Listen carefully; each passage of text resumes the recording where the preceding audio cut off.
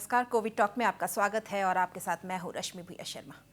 Covid ने जिस कदर पूरी दुनिया पर अपना कहर ढाया है, लोग अभी भी उसके खौफ से उबर नहीं पाए हैं। और ऐसे में अगर यह कह दिया जाए कि आने वाली तीसरी लहर आपके बच्चों पर भी असर डालेगी, उन्हें भी संक्रमित करेगी, तो सबसे पहला सवाल जो सभी अभिभावकों के जहन में आएगा वह यही होगा कि हम अपने बच्चों का ख्याल कैसे रखें, उन्हें कोविड से कैसे बचाएं, वह क्या कुछ करें जिससे हमारे बच्चे संक्रमित हो ही ना।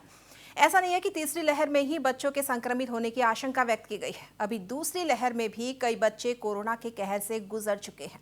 ऐसे में हमें सबसे पहले अपने बच्चों में दिखने वाले कोरोना के लक्षण को पहचानने की जरूरत है और अगर ऐसे कोई भी लक्षण हमें दिखते हैं तो उन्हें नजरअंदाज नहीं करना है, बिल्कुल भी नजरअंदाज नहीं करना है। हालांकि तीसरी लहर को लेकर सामने आ रही नकारात्मक खबरों के बीच ही एक अध्ययन में अच्छी बात यह बताई गई है कि कोरोना की तीसरी लहर आने पर भी बच्चों पर इस वायरस का उतना असर नहीं होगा। यह राहत की खबर जरूर है, लेकिन हमें अब भी लापरवाह नहीं होना है और बच्चों से जुड़ी हर उस समस्या के बारे में जानकारी रखनी है जो इन मासूमों को संक्रमण से दूर रख सके। आज कोविड टॉक में हम कोविड काल में बच्चों से जुड़ी हर समस्या का समाधान तलाशने की कोशिश करेंगे। इसके लिए हमारे साथ शो में मौजूद है नारायण अस्पताल के consultant paediatrician doctor Rajeev Kumar Bakliwal. Doctor Rajeev Kumar Bakliwal, स्वागत है आपका कोविड टॉक में। नमस्कार जी नमस्ते। चर्चा शुरू करने से पहले दर्शकों को हम बता दें कि फोन लाइन भी हम खोल रहे हैं। आपके भी अगर कोई सवाल हो तो नीचे दिए गए नंबरों पर आप कॉल कर सकते हैं। जी डॉक्टर राजीव कुमार बाकलीवाल, सबसे पहले हम ये जानना चाहेंगे, तीसरी लहर को बच्चों के लिए खतरनाक बताया जा रहा है, बच्चों पर असर पड़ेगा ऐसा कहा जा रहा है। और जिस तरह हम देख रहे हैं पूरा जो कोविड कालीन 1.5 सालों में हमने देखा कि जिसकी इम्यूनिटी कमज़ोर होती है उस पर कोविड का अटैक बहुत जल्दी होता है। ऐसे में हम जानना चाहेंगे कि बच्चों की इम्यूनिटी को लेकर आप क्या बताएंगे हमें, कितनी मजबूत होती है, क्या वो कोरोना से जंग लड़ पाएंगे या लड़ सकते हैं? जी मैडम, मैं सुन रहा था आपने जब स्टार्टिंग में ही कहा था कि ये तीसरी लहर आ रही है और बच्चों में इसका असर कितना होगा इसके बारे में आप जानना चाहते थे और आपने इसके लक्षणों के विषय में भी कहा था कि लक्षण इतने ज़्यादा नहीं दिखे हैं। तो मैं शुरुआती तौर में मैं स्टार्ट करना चाहूँगा कि ये कोविड-19 आज से लगभग 2 साल ही होने वाले आया था। आज से आपके 2019 में आपके नवंबर के महीने में आया था। फिर इसको ये 16 दिसंबर के आसपास चाइना ने इसको एक इमरजेंसी घोषित किया। 29 दिसंबर के आसपास 27 से 29 दिसंबर के लगभग उन्होंने इसको WHO को रिपोर्टिंग किया और भारत को WHO ने रिपोर्ट किया 3 जनवरी 2020 को। उसके बाद 11 मार्च 2020 को इसको एक ग्लोबल पेंडेमिक घोषित कर दिया गया। अभी हमारे सामने समक्ष 2 वेव आ चुकी है।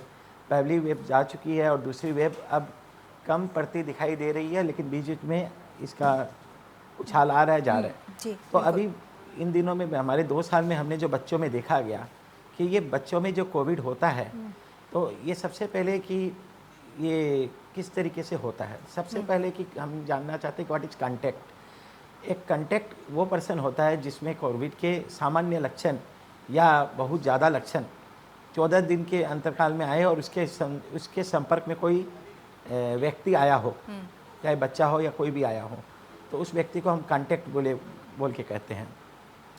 तो आपके जो कोविड है इसके 3 प्रकार के लक्षण बच्चों में देखे गए हैं साधारणतः। तो मैं शुरू से बोलना चाहूँगा ताकि फिर हम इम्यूनिटी वाले प्रोस्पेक्ट में आएंगे। तो माइल्ड, मॉडरेट, सीवियर। तो माइल्ड कोविड वो होता है कि बच्चों में जैसे एकदम सामान्य लक्षण देखे जाते हैं, जैसे कि आपके नाक से पानी बहना, एकदम जरा सा बुखार आना, खांसी होना। तो ये हो गया माइल्ड कोविड के लक्षण बच्चों में जो देखा गया है। और ज़्यादातर बच्चे, जो 90% बच्चे होते हैं, उनमें माइल्ड कोविड ही देखा जाता है। और बाकी 10% ऐसे बच्चे होते हैं जिन्हें हॉस्पिटलाइजेशन की ज़रूरत पड़ती है और उनमें 1% बच्चे ही ऐसे होते हैं जिनमें में ये सीरियस डिजीज होती है। तो अभी माइल्ड कोविड के लक्षण जैसा कि मैंने कहा, तो वो इसमें सबसे इम्पोर्टेंट चीज़ है कि लक्षण को पकड़ना। तो ये घर में ही किया जा सकता है। पेरेंट्स को पता चल जाए कि इस तरह के सिम्टम्स आ रहे, तो वो तुरंत अपने डॉक्टर से, प्राथमिक चिकित्सक से सलाह लें। उसके बाद आगे आपके मॉडरेट सिम्टम्स ऐसे हुए कि जिसमें बच्चे को बुखार आता है, साथ में सांस में प्रॉब्लम होती है, निमोनिया जैसे लक्षण होते हैं, और सेचुरेशन यूजुअली 90 के ऊपर होता है। और अगर सेचुरेशन 90 से नीचे जाता है तब हम उसको सीवियर की तरफ जाता हुआ पकड़ते हैं। और ये सीवियरिटी बच्चे में साधारणतः नहीं देखी जाती, क्योंकि बच्चों का इम्यून सिस्टम अच्छा रहता है, अच्छा खासा प्रतिरोधक शक्ति उनकी अच्छी होती है। तो अगर बच्चे में कोई अंडरलाइंग बीमारी है, जैसे कि टाइप 1 डायबिटीज़ मेलाइटस, या कोई किडनी की डिजीज जैसे कि नेफ्रोटिक सिंड्रोम, या कोई लीवर की बीमारी, या अन्य कोई मेजर ऑर्गन डिजीज है, मेजर अंगों की बीमारी है, तब उन बच्चों में ज़्यादातर देखा जाता है कि वो मॉडरेट से सीवियर की तरफ फिसल सकता है।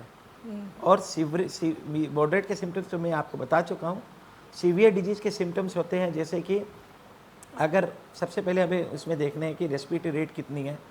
अगर 60 से ज़्यादा है 2 महीने तक के बच्चों में, 50 से ज़्यादा है आपके 2 महीने से 12 महीने तक के बच्चों में, और 40 से ज़्यादा है अगर 12 महीने से 5 साल तक के बच्चों में, तो इसको हम सीवियर निमोनिया कहते हैं। साथ में अगर बच्चे को अगर नीलापन आ रहा है, ज़्यादा वॉमिटिंग हो रही है, या मिर्गी के दौरे आ रहे हैं, या दस्त हो रहे हैं, तो इस तरह के लक्षणों को हमें पकड़ना होगा, और या उनके सेचुरेशन को गिर रहे हैं तो हम उसको सीवियर डिजीज़ बोलते हैं। तो जैसा कि ये हो गए अपने माइल्ड मॉडरेट सीवियर डिजीज़ के सिम्टम्स।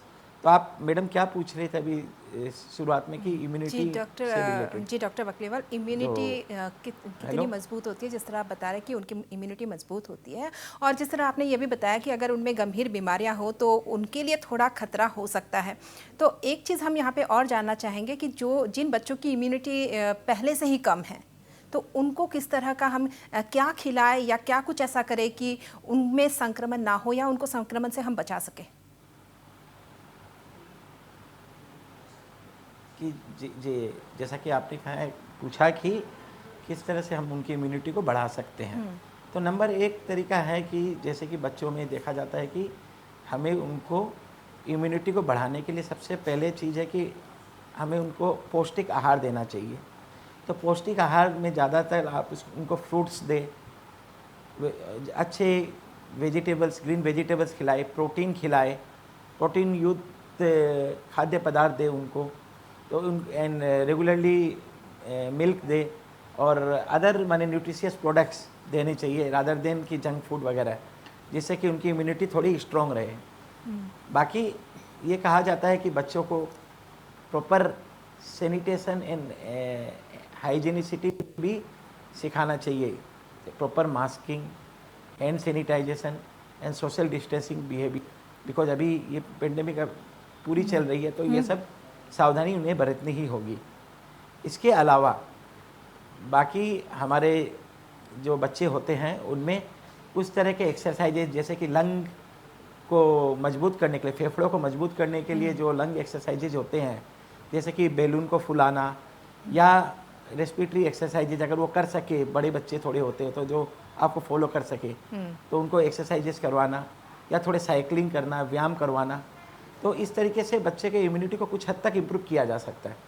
हाँ जी डॉक्टर साहब, जिस तरह आप बता रहे हैं कि बड़े बच्चों के लिए जिस तरह आपने एक्सरसाइज बताए, हम जानना चाहेंगे कि हम समझना चाहेंगे कि जो 0 से लेकर 4 साल के बच्चे हैं, कुछ उन्हें समझ में नहीं आता कि क्या चल रही है उनकी समस्या, क्या हो रहा है, क्या परेशानी है, क्या दिक्कत है, उनमें हम कैसे पहचाने कि उनको कोरोना है, या ऐसे भी अन्य सामान्य जो बीमारियां होती है उनमें पहचानने के लिए किस तरह के लक्षण उनमें दिखाई देते हैं, या जो अभिभावक है वो कैसे समझे कि उनके बच्चे को कुछ बीमारी हो रही है? देखिए, इसमें सबसे पहले ये कि छोटे बच्चों में जो होता है कि साधारणतः वे एसिम्प्टोमेटिक ही रहते हैं, माने जिनमें कोई लक्षण नहीं पाए जाते हैं, तो कभी कभी हमें पता ही नहीं चलता कि इनको कोविड है, और या थोड़े बहुत लक्षण आते हैं और वो चले जाते हैं। यही जैसा कि मैंने एकदम इनिशियली कहा था कि mild, moderate and severe symptoms, तो मॉडरेट सिम्टम्स या सीवियर सिम्टम्स जैसे कि बच्चों में मिर्गी के दौरे आने लगे हैं, या बेहोशी की हालत हो रही है, या ज़ोर ज़ोर से श्वसन क्रिया, 2 महीनों के आपने बोला कि 4 साल का बच्चा, तो 4 साल में अपनी अगर वो ज़ोर से सांस ले रहा है, 40 से ज़्यादा उसकी रेस्पिरेटरी रेट हो रही है, अगर वो नीला पड़ रहा है, या उसको तेज़ बुखार आ रहा है, तो इस तरह के लक्षण। और सबसे ज़्यादा इम्पोर्टेंट बच्चों में ज़्यादा रहती है कि कॉन्टेक्ट हिस्ट्री, कि अगर किसी अभिभावक या किसी घर के दूसरे मेंबर को कोविड के जैसे लक्षण आ रहे हैं तो ये एक इंडिकेट करता है कि जरूर बच्चे को कोविड जैसे कुछ हुआ है। जी डॉक्टर, लक्षण आपने बताए, हम जानना चाहेंगे कि अगर इस तरह के लक्षण आते हैं तो सबसे पहले घर पर ही उपचार कैसे करें, क्योंकि आप जिस तरह बता रहे हैं कि सीवियर लक्षण बहुत कम ही होते हैं, माइल्ड एसिम्टोमेटिक होते हैं बच्चे, तो घर पर ही पहला उपचार हम कैसे करें? अभिभावकों के लिए कोई सलाह? जी, घर में उपचार साधारणतः हम माइल्ड से मॉडरेट डिजीज को घर में भी उपचारित कर सकते हैं। तो माइल्ड डिजीज में यूजुअली क्या होता है कि हमें उनका केयर लेना है। जस्ट अगर बुखार है तो बुखार के लिए पैरासीटामोल की दवा यूज करनी है आपके चिकित्सक के परामर्श अनुसार। तो पैरासीटामोल के अलावा हम उन्हें मल्टीविटामिन्स दे सकते हैं। अच्छा खान पान खाने के लिए मोटिवेट करना है। बाकी उनका सिचुएशन वगैरह देखते रहना है और उनके जो जो डेंजरस सिग्नल्स है या डेंजर साइंस है अभिभावक उनको पहचाने, ताकि अगर कुछ भी अगर उन्हें विपत्ति लगे तो वो इमीडिएट डॉक्टर से या अपने चिकित्सक से सलाह लें। और यदि उनमें मॉडरेट डिजीज है तब हम उनको घर में ट्रीट कर सकते हैं। उन्हें साधारणतः दवाएं पैरासीटामोल या मल्टीविटामिन्स या गुड न्यूट्रिशियस डाइट और साथ में कभी सेकेंडरी इन्फेक्शन ना हो उसके लिए एंटीबायोटिक दी जाती है। तो इन सब लक्षणों को कंट्रोल करने के बाद अगर बच्चा इंप्रूव हो रहा है और हमें उनका सिचुएशन मॉनिटर करते रहना है, हार्ट रेट मॉनिटर करते रहना है, रेस्पिरेशन मॉनिटर करते रहना है, तो बच्चा अगर इंप्रूव हो रहा है तो जब हमें समय मिले तो बच्चे को एक बार हो आइसोलेशन पीरियड के बाद या बाद में डॉक्टर के पास जाके परामर्श ले ले, ताकि उसकी अगर कोई आगे की जांच प्रक्रिया करनी है तो डॉक्टर उसको हॉस्पिटल में करवा के श्योर हो जाए कि और कुछ तो नहीं हो रहा। अगर सीवियर डिजीज है जी तो अल्टीमेटली जो जैसे सिम्टम्स मैंने आपको बताए कि जैसे मिर्गी के दौरे आना, बुखार तेज आना, बेहोशी की हालत बनना या नीलापन पड़ना, तो आपको इमीडिएटली बच्चे को हॉस्पिटलाइज करना है। ऐसे ही कंडीशन में आप घर में चिकित्सा नहीं कर सकते, तब उन्हें हॉस्पिटल ले जाया जाता है और हॉस्पिटल में उनकी माने व्यवस्था अनुसार या कंडीशन अनुसार उनके ट्रीटमेंट आगे के लिए प्रस्थान किया जाता है। हाँ जी डॉक्टर बाकलीवाल, जिस तरह लंग इन्फेक्शन की भी बात कर रहे थे कि फेफड़ों पे भी संक्रमण जा सकता है, और जिस तरह हमने बड़ों में भी देखा है कि जब कोविड होता है तो उसका जो सीधा असर पड़ता है वो लंग्स पर यानी फेफड़ों पर पड़ता है, तो ऐसे में प्रोन पोजिशनिंग की उनको सलाह दी जाती है बड़ों के लिए, तो बच्चों के लिए भी इस तरह का कोई प्रोन पोजिशनिंग या कोई इसका फ़ायदा? जी, प्रोन पोजिशनिंग बच्चों में भी सलाह दी जाती है, बिल्कुल की जाती है। इनफैक्ट हम बच्चों में प्रोन पोजीशन बाकी को बहुत कंडीशंस होते हैं जिनमें भी करते हैं, ताकि जैसे कि अगर बच्चा ज़्यादा रो रहा है या उसको खांसी आ रही है तो prone positioning is always helping to children also. जी डॉक्टर बाकलीवाल, जानना चाहेंगे, वैक्सीन चूँकि अभी तक नहीं निकली है, लेकिन 12 साल से 18 साल के बीच के जो बच्चे हैं, जो किशोर हैं, उनके लिए वैक्सीन का ट्रायल चल रहा है। आपको क्या लगता है जब वैक्सीन आएगी तो ये कितना सेफ़ रहेगा? अगर बच्चों के लिए वैक्सीन आ जाती है, कितना कुछ सेफ़ रहेगा और क्या क्या एहतियात बरतने पड़ेंगे, क्या लगता है आपको? जी, मेरे अभी जैसा कि है कि 18 से 45 साल की उम्र तक वैक्सीन शुरू हो चुकी है। पहले 45 साल की उम्र के लोगों को दी जा रही थी, पुरुष या महिला वर्ग को। उसके बाद 18 से 45 साल और अब नीचे के एज ग्रुप के लिए ट्रायल चल रहा है।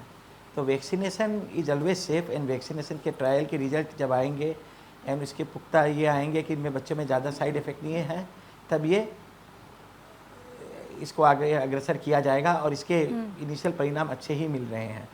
तो अभी जैसे कि आपके इंग्लैंड में जो वैक्सीन है एस्ट्राजेनिका की, तो वो 12 से 18 साल में वो लोग इसको लगभग सितंबर के अंत तक स्टार्ट करने के प्लानिंग में ही चल रहे हैं। हाँ जी डॉक्टर राजीव बकलीवाल, आपसे एक चीज़ और जानना चाहेंगे, पोस्ट कोविड जो बच्चे संक्रमित हो रहे हैं उनको कोरोना से रिकवरी के बाद MIS-C यानी मल्टी इन्फ्लेमेटरी सिंड्रोम भी देखा जा रहा है। ये MIS-C है क्या और क्या कुछ लक्षण है इसके और कैसे इसके बचाव? देखिए, MIS-C यूजुअली क्या होता है कि बच्चों में ये लॉन्ग कॉम्प्लिकेशन ऑफ कोविड है, multi system inflammatory disease clinical disease means of children, systemic disease in children. तो इसमें क्या होता है कि मल्टी सिस्टम इन्वॉल्वमेंट होता है। यूजुअली ये साधारणतः लेट ऑनसेट दिखा जाता है। जो बच्चे कोविड से रिकवर हो रहे हैं लेकिन फिर भी इनमें कुछ साधारणतः लक्षण पाए जाते हैं, जैसे कि उन्हें बुखार आना, वीकनेस लगना, सांस में बीच बीच में दिक्कत आना, या और भी ऐसे लक्षण कि उनके बाकी सिस्टम जैसे कि और कॉमन स्पेसिफिक जैसे कि आपकी कोलेजन डिजीज होते हैं, कावासाकी डिजीज़, उसके जैसे सिम्टम्स आना, जैसे कि आँखों का लाल पड़ना, जीभ में लाली आना, लिम्फ नोड वगैरह का बड़ा होना, या पूरी बॉडी में रेसेस आना। तो इस तरह के लक्षण जो पाए जाते हैं वो हो गए multi system inflammatory systemic disease of children. तो ऐसे बच्चों को यूजुअली हम साधारणतः अस्पताल में एडमिट ही करना पड़ता है और उसके रिलेटेड ब्लड इन्वेस्टिगेशंस करनी पड़ती है, जैसे कि सीटी स्कैन चेस्ट और आपके कुछ ब्लड पैरामीटर्स लाइक जैसे डी डाइमर, फेरिटिन लेवल और आपके ये एलडीएच लेवल। साथ ही साथ हमें बच्चों के हार्ट का इको भी करना पड़ता है कि ताकि उनके कुछ हार्ट के जो मेजर वेसल्स है वो डायलाइटेड है या नहीं, ये देखने के लिए। तो इस तरह के सिम्टम्स अगर है बच्चे में और कुछ पाए जाते हैं तो हम उसे MISC बोलते हैं। तो MISC में साधारणतः हमें बच्चे को जो स्टेरॉइड देते हैं हम, तो यूजुअली मिथाइल प्रेडिसोनिन स्टेरॉइड देते हैं, या कभी कभी इम्यूनोग्लोबुलिन स्टार्ट करने की ज़रूरत पड़ती है जी। ताकि और उनके कोआगुलेशन का स्तर हमें हमेशा मेंटेन करना, माने चेक करते रहना चाहिए। अगर उनके कोआगुलेशन में कुछ भी प्रॉब्लम आ रही है तो अकॉर्डिंगली हमें हेपारिन या लो मोलिकुलर वेट हेपारिन या एनॉक्साप्रिन जैसी दवाइयाँ स्टार्ट करनी पड़ती हैं। जी डॉक्टर बाकलीवाल, चर्चा हम जारी रखेंगे, लेकिन फिलहाल यहाँ ले लेते एक छोटा सा ब्रेक।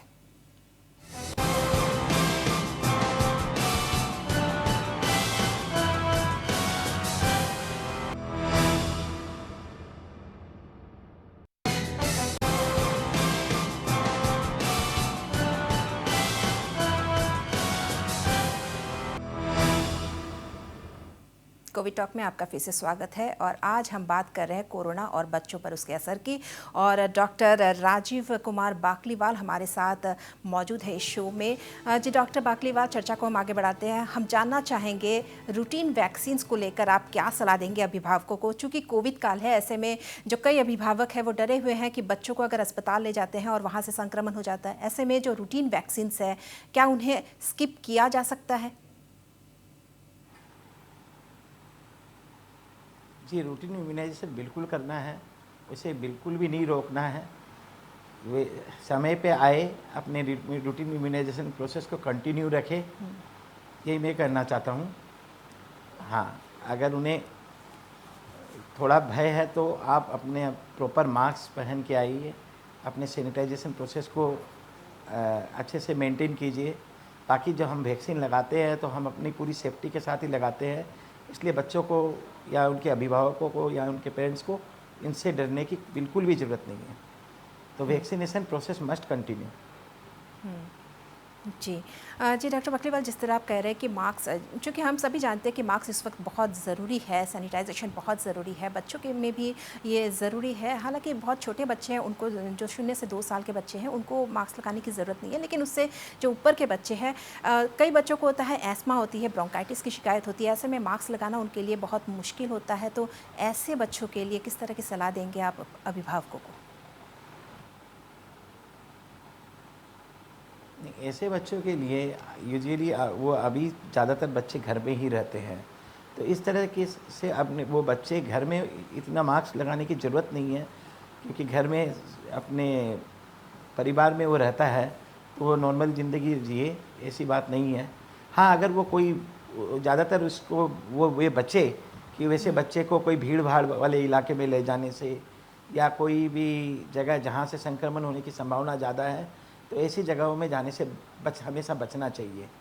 और अगर आप कहीं किसी जगह जा रहे हो जहां आपको अत्यंत दरकारी है, तो ऐसा करें कि ज़्यादा समय वहां ना बिताए, बच्चे को जितनी ज़रूरत है उतना काम करके आए, प्रॉपर मास्क पहने और उसके बाद अपनी जगह वापस लौट जाए। सही बात है डॉक्टर। डॉक्टर साहब, एक चीज़ और समझना चाहेंगे, कोविड से रिकवरी होने के बाद भी बच्चों में भी कॉम्प्लिकेशंस देखी गई है। जिस तरह से बड़ों में भी कई कॉम्प्लिकेशंस देखी गई है, बच्चों में भी कॉम्प्लिकेशन देखी गई है। दूसरी लहर में कई बच्चे संक्रमित हुए हैं, तो हम जानना चाहेंगे कि पोस्ट कोविड यानी कोविड से रिकवरी के बाद किस तरह से हम बच्चों का ध्यान रखें। खास वो कौन सी चीज़ें हैं जिन पर हमें ज़्यादा ध्यान रखने की ज़रूरत है? पोस्ट कोविड हमें बच्चों को खास करके उन्हें अच्छा खाना देना है, अच्छा न्यूट्रिशियस फूड देना है, फ्रूट्स देना है एंड अच्छे वेजिटेबल्स खिलाने हैं, प्रोटीन से युक्त सब्जियां खिलानी है, पानी एडिक्वेट अमाउंट लेना है। तो इस तरीके से हमें उन्हें न्यूट्रिशियस फूड देना है ज़्यादातर, और ताकि वो ज़्यादा बाहर न निकले और दूसरा संक्रमण न लाए, क्योंकि एक बार एक वायरस का लोड पड़ने से यूजुअली जो प्रतिरोधक शक्ति है वो थोड़ी कम हो जाती है। तो अगर ऐसे में वो अगर बाहर जाए और अगर कोई नया संक्रमण लाए तो इसके कारण विपत्ति बढ़ सकती है। इसीलिए ज़्यादातर पोस्ट कोविड अगले महीने 2 महीने तक बच्चे घर में ही रहें, पौष्टिक खाना खाएं, ढंग का खाना खाएं, और अगर उनके कुछ भी लक्षण बढ़ते दिख रहे हैं तो अपने जो चिकित्सक जिससे उनका ट्रीटमेंट हुआ है उससे परामर्श लें। जी डॉक्टर साहब, एक चीज़ और है, इस वक्त जिस तरह का मौसम है, कभी धूप कभी बारिश, तो ऐसे में बच्चे भी बीमार पड़ते, बड़े भी बीमार पड़ते, बच्चों में भी देखा जाता है कि फ्लू वगैरह होता है। तो ऐसे मौसमी जो बीमार होते हैं उनसे बचने के उपाय क्या कुछ कर सकते हैं?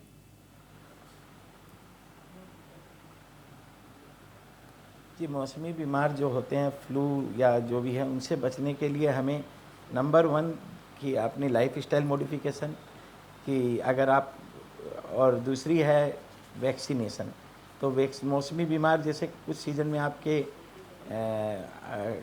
टाइफाइड या ये बढ़ जाते हैं, जो भी है इन्फेक्शियस डिजीजेस, तो इनके संक्रमण से बचने के लिए हमें अपनी लाइफ स्टाइल को हमेशा मॉडिफाई करनी पड़ेगी। तो ताकि वो बाहर ना खाए या घर में भी जो खाए उसको अच्छे से पकाए, पानी जो हो उसको अच्छे तरह से बॉईल किया जाए, या ज़्यादा बाहर का खाना ना खाया जाए।